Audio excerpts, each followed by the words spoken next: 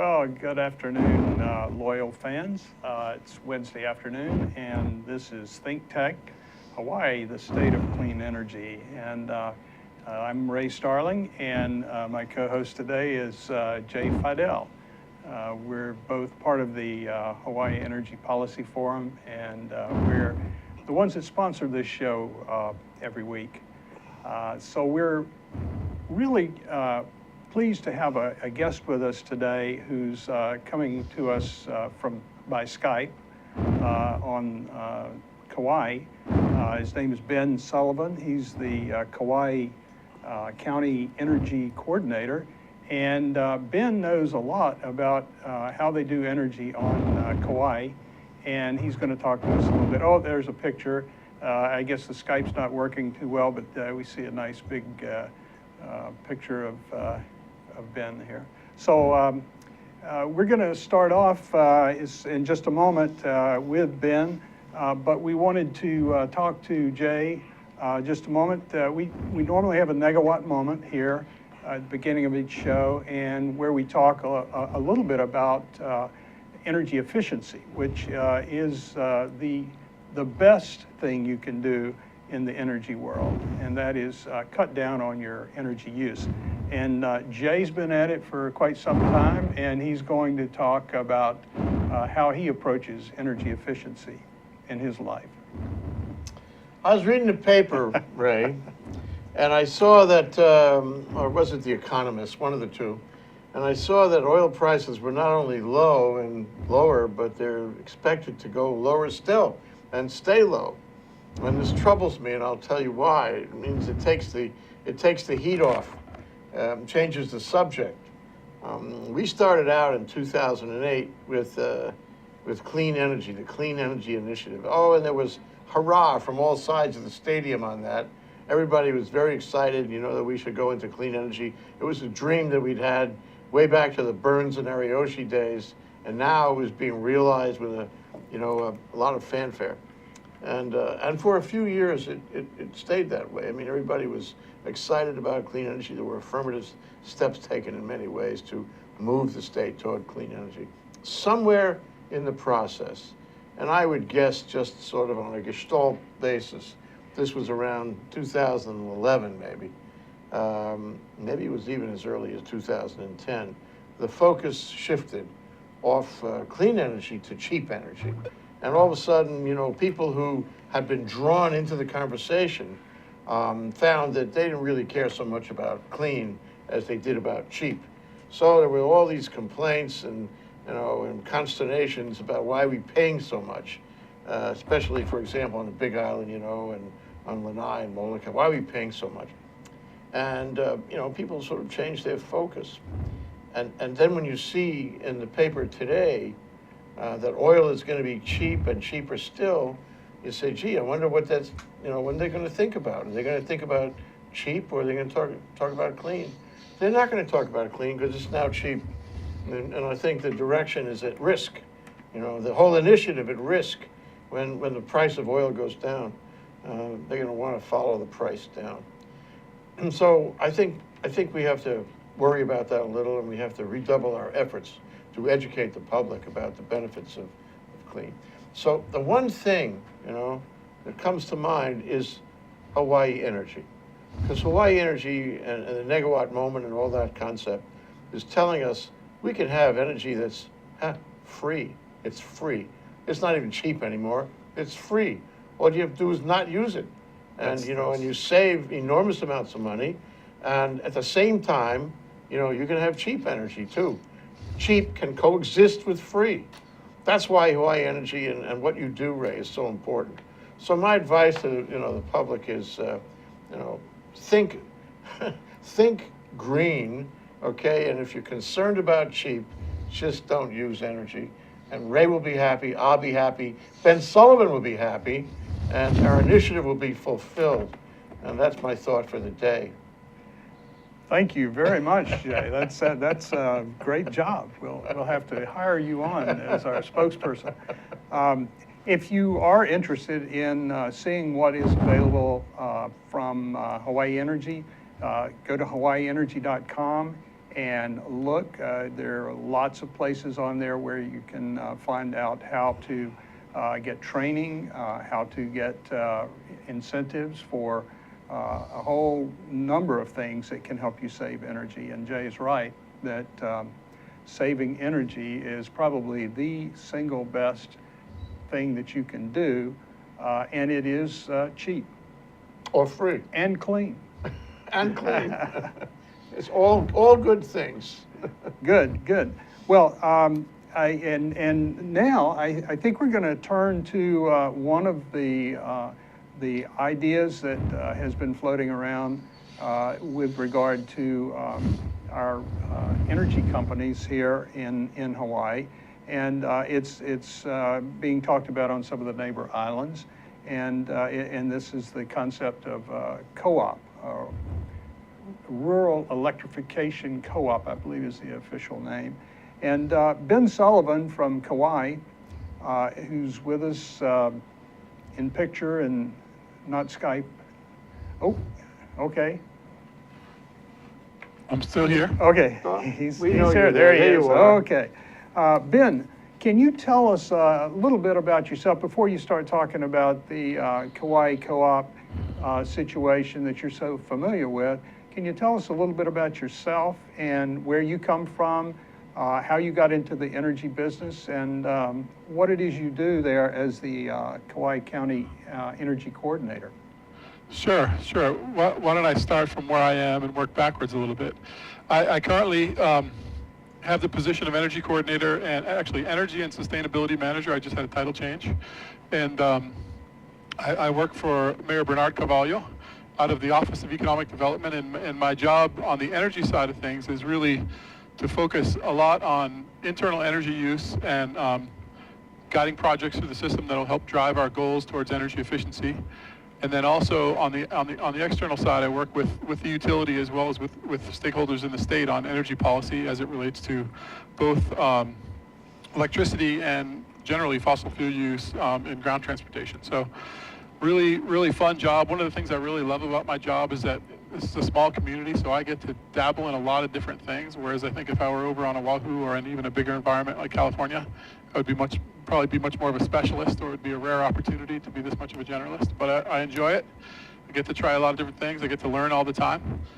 Prior to taking this position about 3 years ago, I spent up my professional career for about 15 or 20 years in architecture, and concurrent to that, a few years ago, I as a community advocate, I started a renewable energy advocacy group with a bunch of other people in our community called Apollo Kauai, and I think that was back in about 2005. So that's how I got. I guess the Apollo Kauai piece explains how I got involved in energy. It was really just a grassroots effort in our community to explore the opportunities for renewable energy. A lot of discussions with our cooperative. A lot of discussions with our county. At the time, I was not an employee, and I think we did some good stuff, and then, it all evolved from there. What kinds of positions did you take in your days of being an energy activist? That's interesting.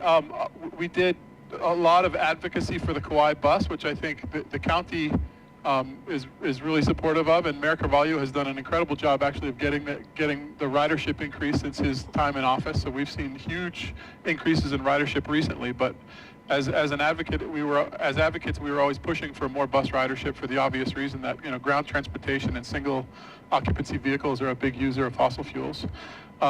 We also got involved in the discussions on projects that are actually now just coming to fruition, like the Green Energy Project, the Biomass Project, and there were others. There was one back in the day that was actually, I think, a well-intended project, but had some components that we weren't too thrilled about as advocates. That was the what was that called? Shoot, that was the Pac West Energy Project, and there was a really good intent to generate ethanol or to create ethanol from sugarcane, but then there was also a piece of importing coal that there was some community concern about that we took a position on at that time.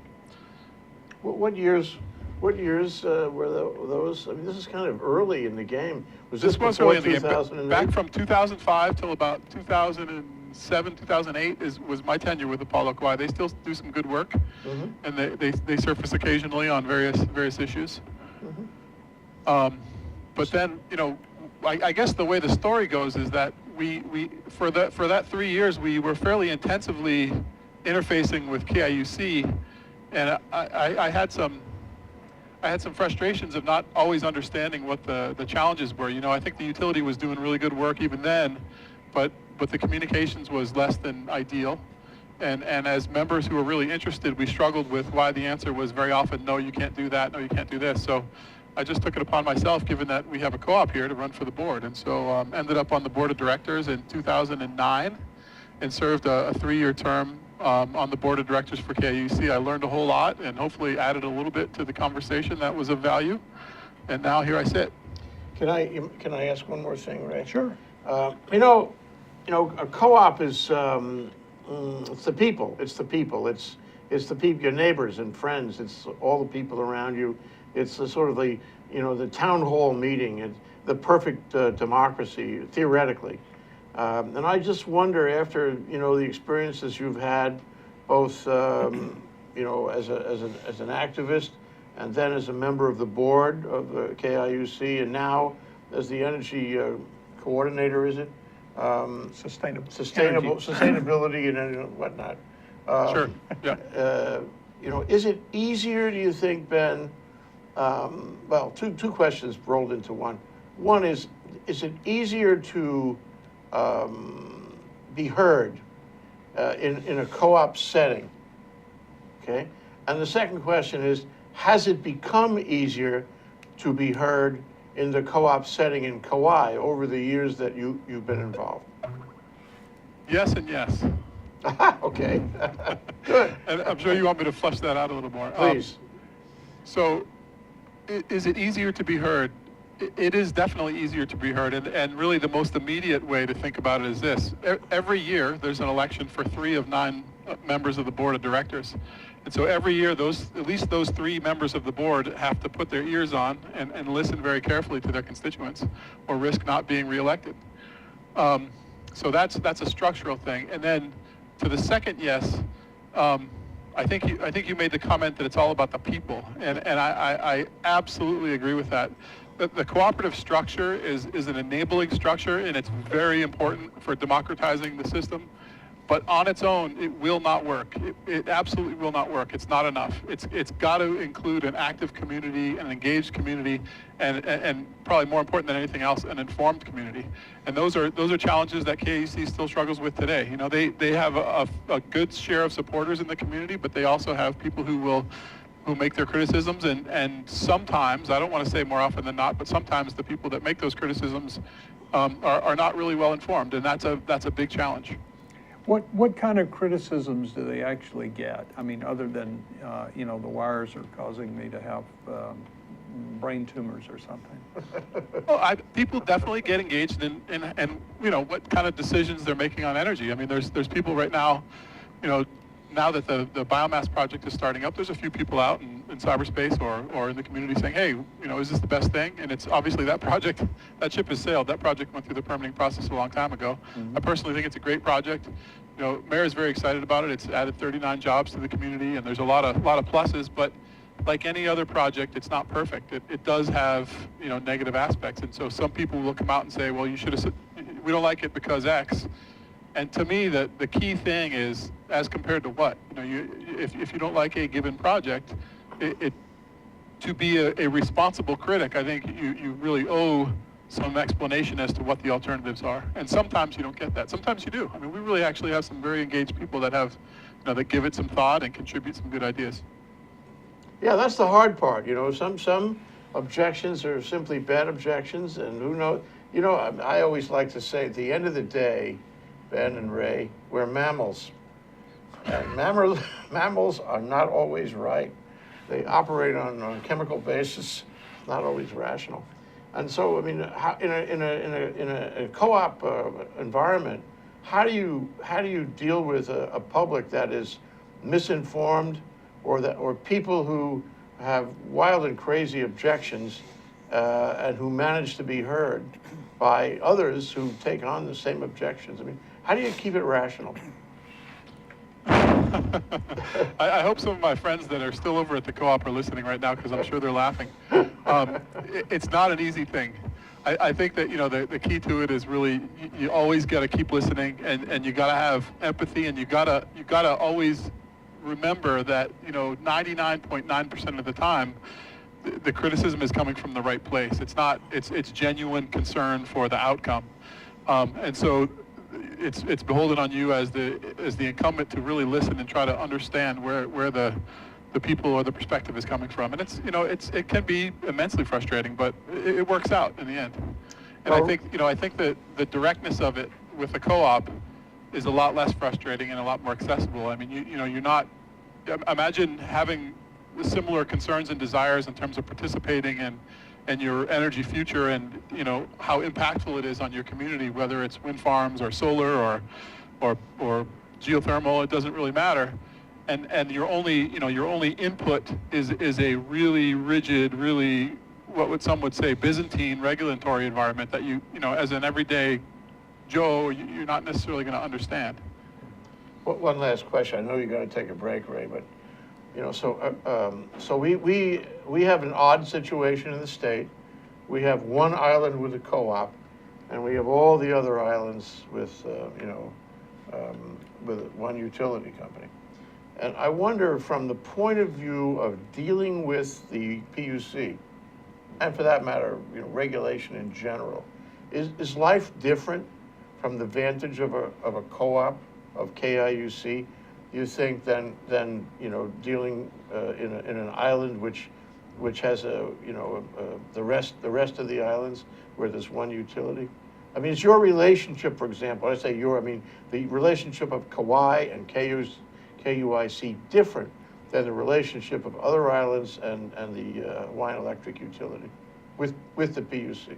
I think it is. I mean, I think our relationship with each other is different. And then with regards to the PUC, I would say yes with a big star next to it. And the star is that, you got to remember that we're 1/20th of the size of the rest of the state and the HEI companies. So really, it's hard to make a apples to apples comparison, in that we don't really get the bandwidth that utility gets, or those utilities get. Mm-hmm. But I think that between each other, KUC and the county, Mayor and David Bissell have made really strong efforts to collaborate over the last few years, and I've been really lucky to be part of that. And what that means is really just setting out an intent and saying, hey, we recognize that that the KUC's ratepayers and the county's taxpayers are really the same people, and we're not going to compete with each other. We're going to collaborate wherever it makes sense. We're going to find ways to make it better for people who live on this island with regards to energy and with regards to energy policy. And I think that there's some examples of projects we've worked on that have really, really positive effects as a result of that approach. Whereas we could have done things differently and perhaps not achieved as positive an outcome. Ben, let's take a quick break, and we'll come back right where we left off in just a moment. Thank you. Aloha, I'm Keli'i Akini. Okay, so President the of suggestion is and host on after this break that weekly we go program on into, the Think Tech Hawaii Broadcast Network. E Hana Kākou means let's work together. Think of the sad alternative, let's not work together. Here in Hawaii, with all of our diversity and the richness of the people, it's important for us to come together around issues on the basis of what's right and what's good and what's going to serve the common good. And that's what we try to do at E Hana Kākou. Every month, we interview movers and shakers, people in government, business, and other sectors of society to talk about how to create together a better government, economy, a better world here in Hawaii that can bless the rest of the world. I thank you for your attention to Think Tech Hawaii, and we look forward to seeing you every Monday, 2 to 3 p.m. on the Think Tech Hawaii Broadcast Network. We're E Hana Kākou, and we wish you well. Aloha. All right, we're back. It's Wednesday, and this is Hawaii, the state of clean energy. We're here with Jay Fidel, my co-host, and I'm Ray Starling. And we've got Ben Sullivan on the line, and his beautiful picture will be up in just a moment. We've been talking to Ben on Kauai. Ben is the Kauai County Coordinator and Sustainability, or the Energy Coordinator. Energy and Sustainability Coordinator. Sorry. I'm making a guess here. So, yeah, well, So tell us, I swear we will. Congratulations, Ben, on the new addition, and that's really where energy is going now. If it's clean energy, it creeps over into sustainability. That's what it's all about. So I think Jay had a few more questions to get you started in a fashion that could help us to understand how what you've observed there in Kauai might be useful to the other islands here, and they're looking at the possibility of doing a co-op. Yeah, so Ben, there are structural, huge conceptual structural differences between a utility as exists in Kauai and a public company that runs, in the traditional, the classical, utility model. And we've covered some of them. We've talked about this a lot, actually, over the years. But in the one case, the people, the ratepayers, have a voice through voting for directors, and the directors control the company like the directors of a regular company. And in the other case, there are stockholders who are out there from anywhere in the country or the world, I suppose, owning a piece of a public company, and that has a board of directors, and they're engaged in making a profit. And I want to say the proximity to the individual ratepayers may not be as close, and the model may be more directed at making a profit than with a co-op, which is supposed to benefit all the people. So that said, and you can disagree with me about it if you would, that said, we have two different systems going on here, and it's been suggested that something like the system you have in Kauai might be appropriate for the Big Island, and that's Marco Mangelsdorf and Richard Ha in something called HIEC, was it Hawaii Island Energy Co-op, what it is, that's what it stands for. And here we are faced with that, and they've said as much in public and formed a company, and they've intervened, I guess, as the County of Kauai has intervened in the NextEra proceedings at the PUC. So I'd like to sort of examine the differences and whether, in your view, other co-ops could be established, and what it would take to establish them, and what the transitional issue is in terms of having them established. And I suppose also, I'm wrapping this up into one big long not leading, but multiple compound question, but I'd just like to throw it on the table, and what the pros and cons of that are. Because right now, we seem to have sort of a coexistence of the two systems. How would things change if we started, reshuffling the deck? Okay. Took his breath away. I think you got to start the conversation with the assumption that there is a willing seller, because that's how these things happen, right? You don't, I don't think, take over a utility by force in any real practical fashion. So if you're willing to have that as an opening presumption, I think we can kind of jump in. Yeah, and of course, I think it's clear enough that we don't know if we have a willing seller. In fact, if we had to guess whether we have a willing seller, the answer would be no. Well, we don't have a willing seller. What about NextEra? Oh, I'm sorry. Okay. What about either one of them? Either Hawaiian Electric or NextEra? There's no indication that they have any interest in this. No need to debate it. Let's just presume it. Okay, let's presume. Right. Good. Yeah. So you introed it, I think, right, in that the big difference is a board beholden to shareholders with a profit motive versus a board beholden to a community with a motive of successfully running the business and meeting the needs of the community. And certainly those two models are not hugely different, but there is a fundamental difference there in terms of how they operate. I mean, they're both still utilities. They both still have staff. They both still have to do a lot of work on cost allocation. They both have to do a lot of work on maintaining the system and dealing with all kinds of regulatory requirements in terms of reliability of service and all those things. It doesn't really change, but what does change is at the high level, at the board of directors level, the nature of the decisions and what goes into them. Are we thinking about what we're going to give the shareholders, or are we thinking about what the preferences are of our community as expressed both in the election and in everyday interactions? And so that's a huge deal. I mean, would it be nice to, would it help us move forward with clean energy? I would think so. It's always a challenge for a utility to come in and analyze what they see as the best renewable energy solutions and then really apply them to a community.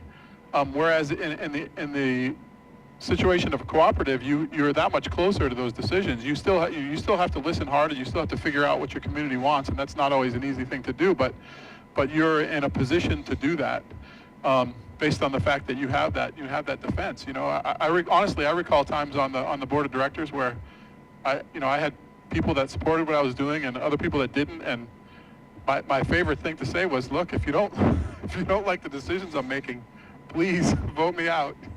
Because it's a service. As a member of the board of directors, you're not making a ton of money, and you're not doing it, for any reason other than just to serve your community. And so, really, what you want to be doing is what the people want, and what you think is the best interpretation of that. That's good. Examples. I think I don't know enough about the issues with regards to geothermal energy on Hawaii Island, but I assume if there was a cooperative there, they could get through it easier because they would have a means to do so that was very direct in terms of who decided what. Maybe I'm mistaken on that. I don't know. No, well, this goes back to the whole thing with, was it Citizens, what's it called? Citizens, United? no, that's Citizens Utilities. Citizens Utilities. Citizens Sorry. Utilities, which actually, the first time that came up, it was denied, the price was too high, I guess. And the second time it was okay. It was granted, and then, and Alan Roshima was counsel for, I think, And I'm not going to comment a lot on that because I'm ignorant of that by and large. I know the story as you do, Yeah. but I definitely was not engaged at that time, so Yeah. I would do. Well, you were a very young man then, practicing architecture in Kauai. What's interesting is that Dennis Isaki, who was actually, I don't know if you guys know Dennis, but Dennis served on the founding board of directors for KIUC and was part of that whole process of forming the co-op. Dennis was the chair for the first year of my tenure on the board, and then took several years off. He just got reelected to the board, so he's coming back. I met Dennis. Yeah, he's a good guy. Sharon Moriwaki and I were in Kauai doing a movie there on energy a few years ago, and he gave us a ride to the airport. That sounds like Dennis. Yeah. He's a good guy. He's always helping people out. But yeah, he just got reelected, and it's great to see. I think he's the first one who's really taken a long spell off and then come back of the pool of directors. So Okay, so but the question now is, so let me give you the Big Island. You have it. It's yours. And it's big. It's got a lot of renewables. It's got an infrastructure. It's got a complex public opinion. It's got a history of essentially tilting in favor of clean energy, I think. And of course right now it has Hawaiian Electric through Helco. So the question is, if you wanted to supplant, that system with something like KIUC, how would you do it? And you want to take a break or what, Ray? Let's take a break. He wants to We'll take- be he right wants to back, take a break. and Ben, just hang on. We'll be back with you in just a few minutes. Aloha, I'm Hunter Hevlin, host of Sustainable Hawaii here at ThinkTech Hawaii. You want to sit can at the tune in table, or every week why don't we turn Thursday we at can 2 turn p.m. the to see interviews with sustainability professionals from around the state and even further abroad, learning about activities with water management, food security, waste management, and a whole host of other fascinating opportunities to get engaged with making a greener island. So if you're interested in making the transition from consuming individuals to communities of producers, check us out every Thursday.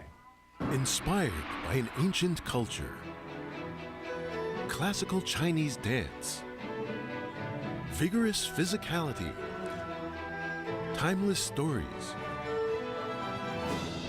5,000 years of Chinese music and dance, Shen Yun presents authentic Chinese culture.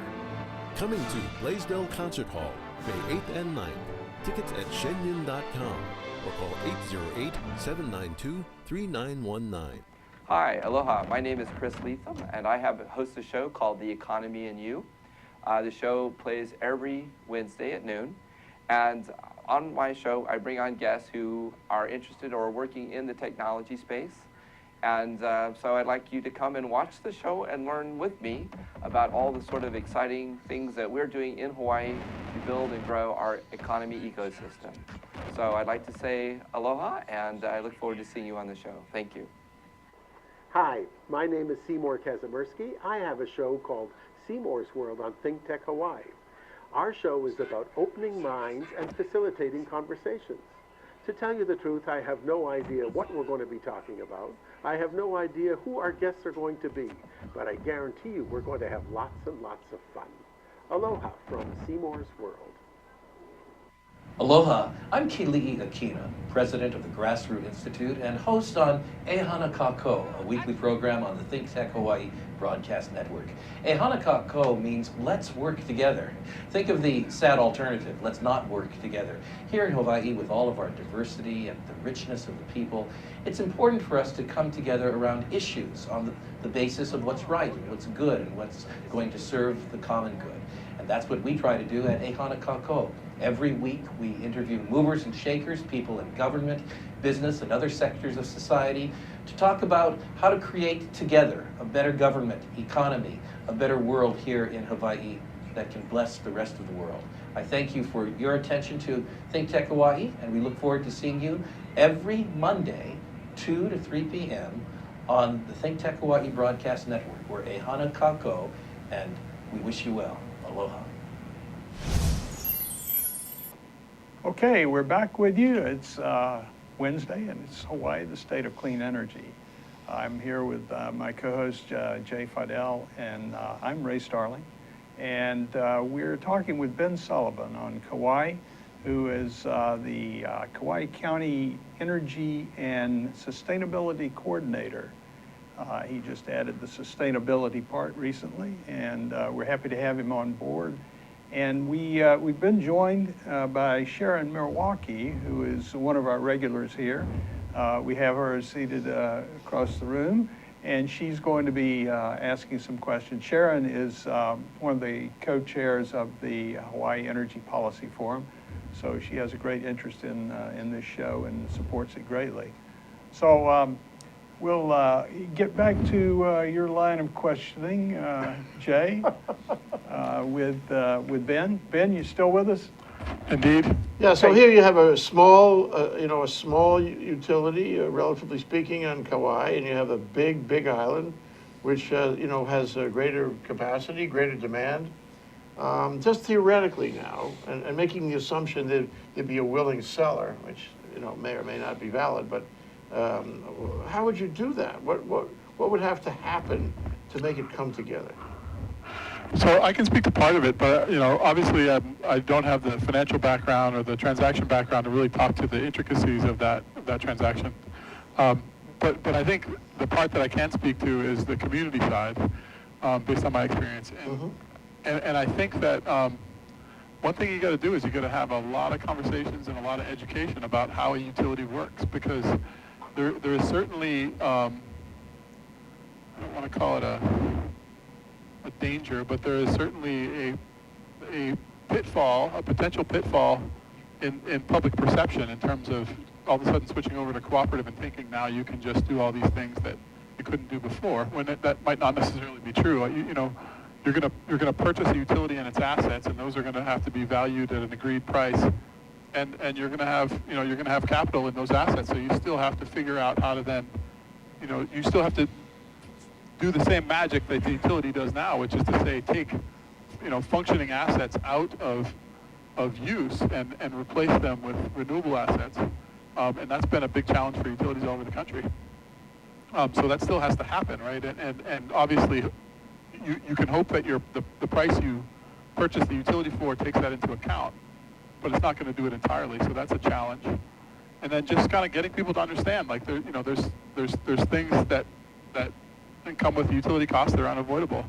I think one great example is the conversation with regards to things like net metering in the solar industry. and how, you know, there seems to be a continued misunderstanding about the economics with regards to utilities, what they can pay people for solar energy. Yeah. Well, you have financing issues, as you mentioned. I mean, that's a hard one. You have expertise issues, you know, because right now a utility has a lot of expertise in how you make the thing run. You'd have to rebuild that at the co-op level. And I can't even think of all the other things, but suffice to say, you'd be faced with some challenges moving into a larger, you know, a larger area as on the Big Island. But Sure. Sharon had a question about this. I thought that Kauai being small, it was easier to get your constituents together, and the ratepayers then could form and elect the board members. They're much more involved. How would you see it operating as it is now with Elko, MECO, and HECO? And do they separate off? And what might be some of your thoughts about that, Ben? You know, I've never heard anyone talk about HECO as a muni or a co-op, but maybe that's in the works as well. You know, I think if it was HELCO, you would imagine it would be a single utility that managed the island. I haven't heard Marco talk about it in a lot of detail. We've had a few brief conversations in passing. And one of the things I've mentioned to him is that's unclear to me. This is kind of a question I raised, was how do you continue to make progress during the transition? Because, you know, the transition is not 6 months. It's, you know, it's 3 years, 4 years, 5 years, right? It's a long process. So during that time, you obviously have a desire to also continue to move forward on your renewable energy goals. And they, you know, perhaps become more difficult because you now have this kind of uncertainty about ownership and about value and interest and all that kind of stuff. So it's a question mark I have about you know, something you'd want to address. You know, how do you get a decision-making body up and running during a transaction so that you hopefully don't slow progress on your renewable energy goals as a community? That actually, that's a very interesting point, Ben, because that actually applies to the whole NextEra deal too. You know, if in fact we are on if we need to be on a fast track, you know, to beat the price of oil, to beat climate change, to get there as soon as possible, make our goals, or even exceed our goals, we have no time for a distraction. And all of these, you know, we're going to call it corporate issues, are arguably distractions which take the oxygen out as far as moving ahead on clean energy. So I think, you know, that's an overarching consideration for any change, to remember where we're going, remember what we decided to do back in 2008, and not get lost in extraneous issues. Right. I guess in the way of humanity and in the mammalian kingdom, you know, you can't avoid all distractions, but you should be aware that distractions actually slow you down. Sure. I think it goes back to what Ben says, a willing seller, because wasn't the KIUC initiated, or their efforts initiated because citizens wanted to sell? And so there was sort of the impetus for coming together in a different form, as versus, you know, wanting to come together and build something and try to get a willing seller. Yeah, I mean, you know, I don't think it's impossible to imagine, you know, one of these entities, HEI or NextEra, coming to the table, especially for a territory like HELCO. You know, that's real spread out, real low customer density. So it's not exactly a wonderful utility territory for an investor-owned utility. And actually, if you go back to the original rural electrification co-op laws that were passed, they were actually done to facilitate communities like the Big Island that were so spread out they weren't. It wasn't a good investment for the investor-owned utilities to even run a line out. So the co-ops got federal money.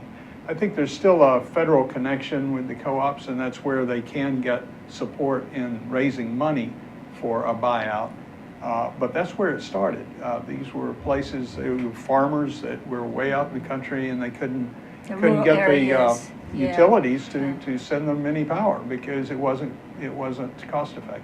Yeah, I mean, is that true with KIUC? I mean, namely that a co-op is suited, organized, supported for an area which is spread out, and it would be less applicable, I suppose, to an area of some density like Oahu, and more applicable to some place like Kauai. More rural areas. Right. Yeah. A rural utility cooperative, by name, it obviously is intended that way, and I think that Ray has it correct in terms of the history. And as a matter of fact, I think KUC was the first rural utility cooperative added to NRECA in a very long time. So NRECA is the national organization, National Rural Electrical Cooperative Association, and I'm sure they have their ears out as far as what's happening in Hawaii and are certainly interested. But to my knowledge, there wasn't any utilities or any rural utilities added in quite a long time. And as a matter of fact, for a long time, the trend was the opposite. It was IOUs coming into areas as they densified and taking over. Once the service territories became viewed as an asset. Well, that leads to a very interesting question, and that is do you think there's a sunset on KIUC? In other words, will there come a time when the model of the cooperative in Kauai no longer applies, and that it should rather return to whatever is then the classical model of utility? Could it be that it's going to find an end?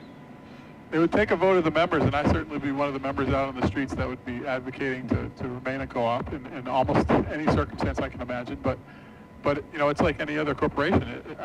The structure can change. Someone else can come in and make an offer to buy it. That's how it works.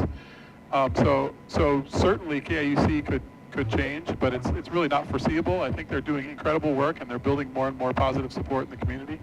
And the beauty of it is that that margin that would otherwise have to go to shareholders is not, and you get to choose how you want to proceed. You're not obligated to the choice as determined by the board in service to the shareholders. You actually, as a community, say, hey, we'd rather do it this way, even though it costs us a little more, because we feel like it's going to give us more jobs, or because it's the right thing to do for the environment, or whatever your reason is. And that's a pretty empowering thing, and I think people would really value it, and I imagine that it would become something that they would stick with. So Ben, I see that of all the utility rates in the Star Advertiser, they've all been going down except for KIUC. You're saying that because it gives jobs, because people are empowered there, the ratepayers, that they could see the increase, but they think it's doing good and it's acceptable. So I missed the first part of your statement, which I think is important. The advertiser, Star Advertiser, had the list of utility rates now going down in all of the jurisdictions, but KIUC went up, not by much, but it went up. And the question, just kind of building on what you said, that it's okay that it goes up because the community feels there's jobs coming in, there's a lot of big push in the renewables projects going in that will in the long run be more beneficial to the community in terms of rates, that it's more acceptable even when you see rates going up. I don't think that's necessarily true. I think actually most people still do want to see rates go down, and in fact they are going down, so I'm not sure what material you're referencing. I think it was this morning's paper. Did you guys see it? I have not read the paper yet. Oh, okay. I just showed what the rates were, and it went by, like 30 to 30 cents or something like that. It wasn't very much, but it was of all the other utilities, it went up where the others were going down because of the price of oil. So we've come down a lot based on the price of oil, and that's one thing I do track pretty closely. So KUC obviously publishes their rates on a monthly basis, and we keep that information in a spreadsheet. And I present it to our finance people fairly frequently, just because it has a big impact on our annual budget. But I can speak to the fact that since about July or August of last year, it's been on a steady decline, and our kilowatt hour prices have dropped almost 25%, between 20 and 25%, which is a lot. Since last year. Since last July. that's not the whole price because there's still the monthly charges and the demand charges and whatnot. But the kilowatt hour charges are typically about 80% of what we pay, and that has come down 25%. So I think we're doing very well. Understanding how utilities work, it's that's about as much as it's ever going to come down if you think about it, because that's oil prices dropping in half, and oil is only or the way we've been operating for a few years, oil is only about half of our cost. So the other half of the cost is a bunch of different things, including personnel and regulation and transmission, generation maintenance, all that kind of stuff. Yes, sir.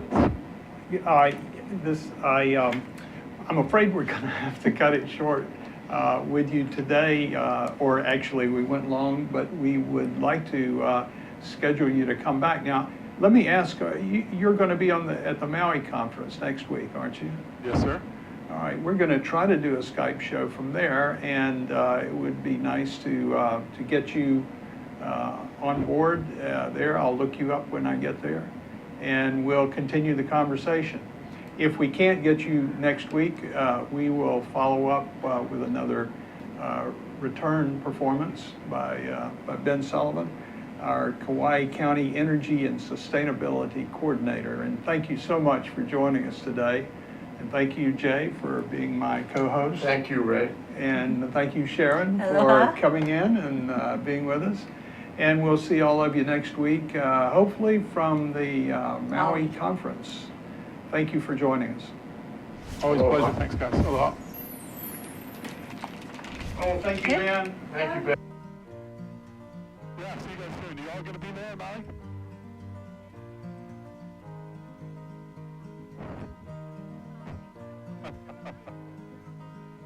Yeah, it's not exactly high on the priority list down in IT.